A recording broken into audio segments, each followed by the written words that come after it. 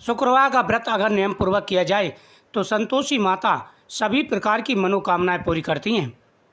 एक बुढ़िया माई थी, उसके 7 बेटे थे, 7-6 कमाने वाले थे, जबकि एक निकम्मा था।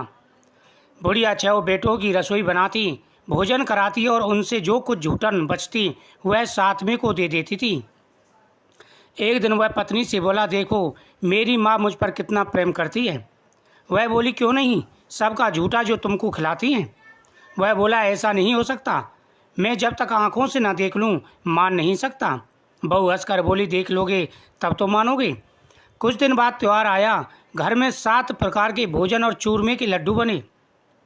वह जांचने को सिर दुखने का बहाना कर पतला वस्त्र फिर सिर पर ओढ़कर रसोई में सो गया।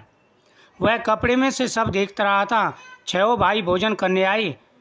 उसने देखा माँ ने उनके लिए सुंदर आसन बिछा, नाना प्रकार की रसोई परोसी और आग्रह करके उन्हें भोजन जमाया। वह सब कुछ देख रहा था।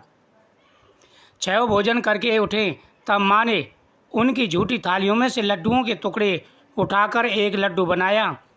जूठन साफ कर बुढ़िया माई ने उसे पुकारा, बेटा 6 भाई भोजन कर गए हैं, अब तू ही बाकी है, उठ, तू कब खाएगा। वह कहने लगा, माँ मुझे भोजन नहीं करना, अब मैं परदेश जा रहा हूँ। माँ ने कहा, कल जाना हो सो आज चला जा। वह बोला, हाँ आज ही जा रहा हूँ।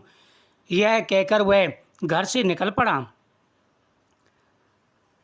चलते समय पत्नी की याद आई। वह गौशाला में कंडे उपले थाप रही थी। वहाँ जाकर के बोला, हम जामे परदेश आवेंगे कुछ काल, तुम रहियो संतोष से धर्म अपनो पाल। वह पत्नी बोली, जाओ पिया आनंद से हमारो सोच हटाए, राम भरोसे हम रहें ईश्वर तुम्हें सहाय।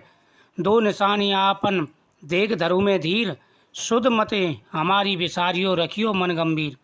वह बोला, मेरे पास तो कुछ नहीं, यह अंगूठी है सो ले और अपनी कुछ निशानी मुझे दे।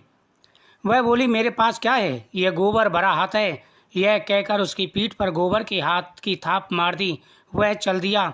चलते चलते दूर देश पहुंचा। वहाँ एक साहूकार की दुकान थी। वहाँ जाकर कहने लगा, भाई मुझे नौकरी पर रख लो। साहूकार को ज़रूरत थी, बोला रह जा। लड़के ने पूछा, तनख्वाह क्या दोगे। साहूकार ने कहा,